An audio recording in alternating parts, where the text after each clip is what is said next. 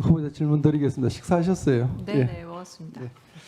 아까 제가 질의드렸던 거 이어서 연근동 카페에 관한 질문을 좀 드리겠습니다. 아마 이제 불법 연결 통로는 아까 후보자께서 말씀하셨듯이 이미 철거를 돼서 일단락된 걸로 보고, 그럼 이제 이 집을 구입해서 인테리어 비용까지 할 때까지 이제 총 들어간 공사비가 있습니다. 거기에 대해 질문을 좀 드리도록 하겠습니다. 혹시 기억이 안 나시면은 나중에 추가로 답변을 주셔도 되겠습니다. 네. 지금 제가 보면 후보자 지금까지 밝힌 바에 따르면 연구동 카페 두 채는 이제 동생들의 그 카페를 하기 위해서 후보자가 구입하신 거고, 그것도 제가 알아보니까 후보자가 이 건물을 구해서 동생들한테 임대를 준 게 아니고 동생들께서 이 카페에 적당한 건물을 물색을 해서 그 다음에 아마 후보자한테 얘기해서 매입한 걸로 그렇게 보여지는데, 그게 지금 네네. 왜 그러냐면은 이 동생의 행복한 우리 집이라는 잡지와 인터뷰한 기사가 있습니다. 제가 잠깐만 읽어드리면은, 자꾸만 눈에 밟히는 2층집 주인을 설득했다. 여기까지가 두 건물을 모두 인수하게 된 뒷얘기다. 이 한마디만 읽어드리겠습니다. 계속해서 화면을 한번 보시죠. 이제 뭐 그래서 처음부터 이거는 이제 동생들이 어차피 카페를 하게 되니까 그 필요한 카페에 대해서 건물도 매입해주고 거기에 필요한 뭐 수선도 해주고 전체 인테리어 비용도 아마 후보가 다 부담하신 걸로 봐요. 그래서 저도 이런 게 아마 후보가 공적 영역에 계신 분이 아니면은 사실 이게 저는 부러워요. 사실 이런 형제간들이 있다는 게. 그리고 경제력이 있다고 해서 누나가 동생들한테 이렇게 해주는 집안이 그렇게 많지 않습니다. 그런 점에서 이런 질문을 드리는 게 저도 그렇게 썩 마음이 편한 건 아니에요. 그렇지만 어차피 한 번은 건너가야 될 것 같으면 후보자께서 지금까지 받고 있는 의혹에 대해서 털어가는 과정도 저는 필요하다고 생각해서 질문을 드리는 겁니다. 그래서 처음에 이게 마지막 두 채를 했던 게 2020년 1월 21일 날 이제 마지막 그 빨간 벽돌 2층집을 구입하셨고, 그리고 아까 제가 질의 드렸을 때 이제 4월 달부터 업체가 시공업체, 인테리어 업체, 디자인 업체 합쳐가지고 이제 전체 조감도도 만들고 공사를 어떻게 할 거냐. 아마 그때는 동생분들이 가서 했겠죠. 그렇지만 아마 제가 생각하기에 누나가 집도 이렇게 구해서 해줬고 이랬으면은 자기들이 이런 컨셉 갖고 카페를 하겠다 이 정도는 저는 얘기를 했을 수가 있다고 봅니다. 물론 안 할 수도 있지만 보통 상식상은 그렇게 하고 그럼 니네 카페를 어떻게 할 거냐 물어볼 수도 있다고 봐요. 그래서 이 연결 통로에 대해서도 이미 후보자가 이런 식으로 연결해서 공간을 크게 쓰겠다는 것은 저는 인지하고 있었다고 보고 있습니다. 다만 그게 연결했을 때 소방법에 관련돼서 연결되지 않느냐 이거는 지식이 없어서 모를 수 있고, 이거는 인테리어 업체나 공사업체가 아마 담당을 했을 겁니다. 처음에 얘기할 때 이거 충분히 자기들이 받을 수 있다 이렇게 얘기할 수 있었다고 저는 보여져요. 예. 그래서 거기에 대한 더 이상 질문은 안 하겠습니다. 다만 전체를 보면은 이게 수송공사가 이게 그냥 수송공사가 아닙니다. 근데 제가 후보자한테 좀 섭섭하고 아쉬운 거는 내역서를 달라 그랬는데 전체 공사 내역서 9억 4,700만 원짜리 내역서는 보내줬어요. 앞에 거. 근데 뒤에 세부 내역서가 없어요. 그게 왜 안 보내주냐 제가 고민을 했어요. 처음에 공사 계획서 하게 되면 이게 공사 내역서가 있습니다. 철거 비용은 누가 하고 디자인은 누가 하고 다 하지 않습니까? 근데 거기에 보면은 건물을 임대하기 위해서 건물주가 공사를 이렇게 수선해서 하는 거는 자기 부담을 할 수 있어요.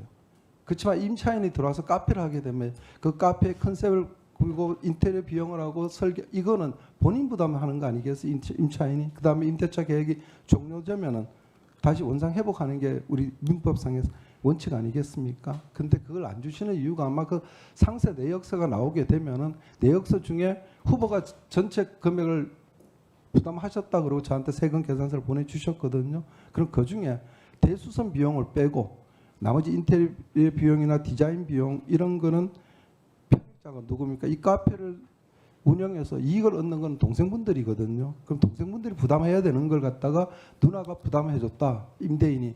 그러면은 부담하고 나면 그 상한을 받아야 돼요. 근데 제가 임대차 계약서 보니까 거기에 대한 상한 조항이 전혀 없습니다. 그럼 결론적으로 바꿔 얘기하면 뭐냐면은 그냥 후보자께서 이걸 다 해주신 겁니다. 근데 해주셨는데 아까 제가 말씀을 드렸잖아요. 이게 가족 간에 이럴 수 있다. 내가 좀 넉넉해서 동생들 먹고 살기 위해서 해줄 수 있는 거예요. 이게 그래서 후보자께서 공직 후보자가 안 됐으면 이건 아무 문제가 안 되는 겁니다. 아니 문제가 되지만 누가 시비를 걸지 않아요. 말하기 전에는. 그렇지만 공적 영역에 들어오시니까 이게 5천만 원 이상 가면 정해서 부과된다는 걸 아시지 않습니까? 그렇게 되면은 본인이 부담해야 될 부분 말고 편익자가 있고 수익자가 따로 있는 부분에서 후보자가 그걸 대납하고 부담했으면 그건 결론적으로 그거는 정여의 문제가 생길 수 있고 세금의 문제가 생길 수 있다는 겁니다. 그래서 아까 제가 말씀드렸듯이 사실 이런 문제는 후보자께서 한번 고민을 한번 해보십시오. 이걸 어떻게 해결하는 게 맞는 건지. 저는 이게 법대로 따져갖고 동생한테 주는 걸 이거 5천만 원 넘으니까 세금 신고해서 꼭 정렬세를 내야 된다 이렇게 야박하게 질문하는 것도 저도 참 마음이 편하지 않아요. 그렇지만은 후보자는 대한민국의 국무총리를 하시려고 지금 여기 이 자리에 계신 겁니다. 일반 국민의 눈높이에서 봤을 때 이게 떳떳하냐? 그럼 내가 이게 불법은 아니 불법은 아니지만 간 이렇게 한 것이 국민들한테 내가 떳떳하게 얘기할 수 있냐? 또 내가 지휘하고 있는 총리실 직원들한테도 얘기할 수 있냐? 저는 거기서 후보자가 한 번쯤은 고민을 해보셔야 된다 이렇게 말씀을 드리겠습니다. 더 질문된 게 있는데 제가 다음 질문으로 넘어가겠습니다. 저도 이 질문을 드리면서 참 고민을 많이 했어요. 그것만 말씀드리겠습니다. 반도체 관련돼서 조금 질문을 드리도록 하겠습니다. 네. 지금 아마 반도체 용인 국가산단과 일반 산단이 있는 거 알고 계시죠? 그래서 네. 일반 산단은 SK 하이닉스가 2018년도 문재인 정부 때 반도체 팹 4기가 들어섰습니다. 그리고 국가산단의 삼성 반도체 팹 6기가 윤석열 정부 때 이제 허가를 받아 들어갔는데 제가 대정부 질의와 예결위 때 누누이 얘기를 했습니다. 이 반도체 팹을 용인 산단에서 용인에서 전부 다 수용할 수 있다.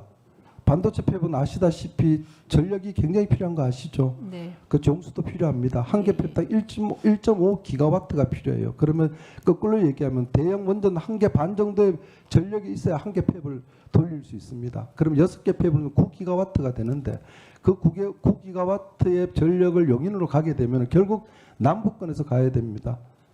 영광의 한빛원전에서 가든지 울진 울주에서 가든지 신안울에서 가든지 가야 됩니다. 가서 변전소를 통과해서 감압해서 직류를 교류로 바꿔서 가야 되지 않습니까? 근데 제가 볼 때 전력 수급 계획을 정부 전력 수급 계획을 봤을 때 불가능하기 때문에 대통령께서 늘 얘기해서 수도권 일극 체제를 극복하고 지방과 동방 성장을 하자 그랬고 남부 반도체 클러스터를 만들겠다고 말씀하셨으니까 그러면은 착공하지도 않은 삼성 반도체 6개 팹은 아직 착공 들어가지도 않았습니다. 그래서 용인에서 수용할 수 있는 반도체 2개 팹을 빼고 나머지 4개 팹을 반도체로 남부로 이전시키자. 아마 조만간에 총리 후보자께서 그때 인준이 그때까지는 안 되시겠지만 아마 조만간에 삼성과 SK에서 호남에 반도체 팹 후공정뿐만 아니라 전공정 팹도 이전된다는 계획을 아마 발표한다고 언론 보도가 있어요. 그래서 제가 왜 이 말씀을 드리냐면은 수도권을 기준으로 해서 지방이 성장을 하려면 지방은 동방 성장을 해야 됩니다. 한쪽에 편파적으로 편향적으로 가게 되면 다른 지역은 소외감을 느낄 수밖에 없지 않습니까?